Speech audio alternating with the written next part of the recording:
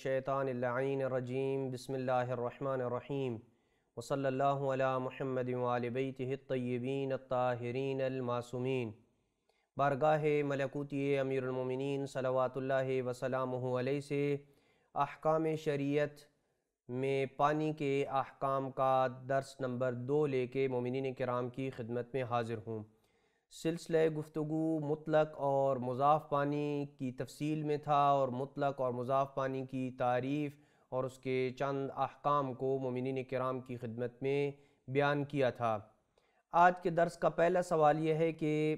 کسی پانی کے متعلق آپ کو شک ہوتا ہے کہ یہ مضاف پانی ہے یا مطلق پانی ہے تو اس کا کیا حکم ہے۔ ایک پانی کے متعلق آپ کو شک ہو گیا ہے کہ یہ پانی جو گلاس کے اندر موجود ہے، جگ کے اندر موجود ہے، بالٹی میں موجود ہے، یہ پانی مضاف ہے یا مطلق پانی ہے، تو اس کے متعلق آپ کیا فیصلہ کریں گے اور کیا حکم ہے اس کا؟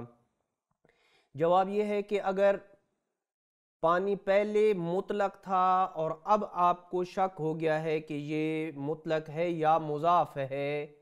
تو یہی سمجھیں کہ وہ پانی جس کے متعلق آپ کو شک ہے یہ مطلق ہے۔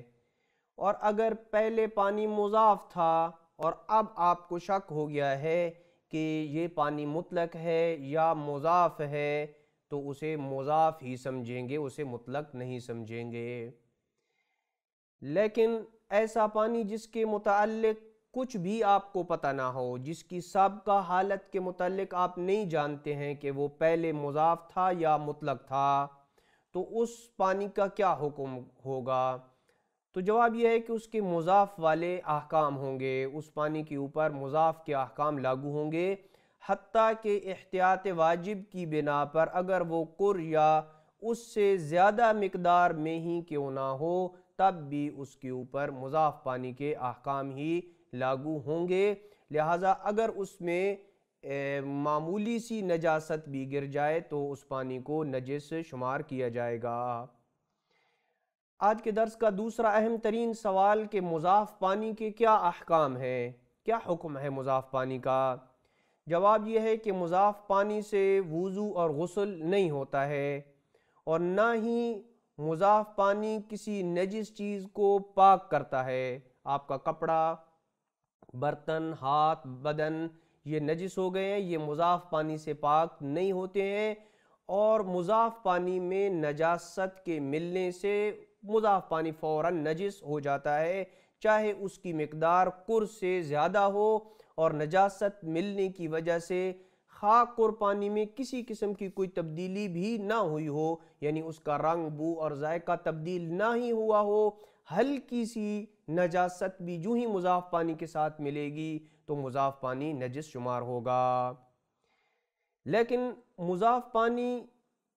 کی فرض کریں کہ دو طرفیں ہیں، ایک طرف مضاف پانی کی اوپر ہے اور ایک طرف مضاف پانی کی نیچے ہے۔ مثال کے طور پر آپ کے ہاتھ میں ایک گلاس ہے اور وہ مضاف پانی ہے،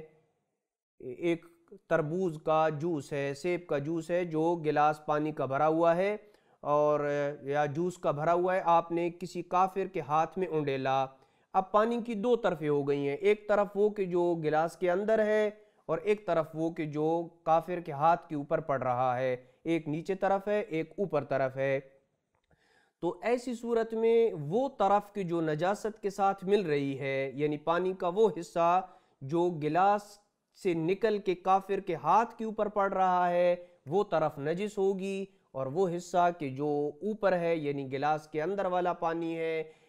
یا جوس ہے، وہ پاک شمار ہوگا، نجس نہیں ہوگا۔ لہٰذا اگر مضاف پانی ایسا ہے کہ اس کی دو طرفیں بن رہی ہیں، ایک اوپر والی اور ایک نیچے والی، تو جو طرف نجاست کے ساتھ متصل ہوگی، جس طرف کے ساتھ نجاست لگے گی، فقط وہی حصہ مضاف پانی کا نجس ہوگا اور دوسرا حصہ پاک شمار کیا جائے گا۔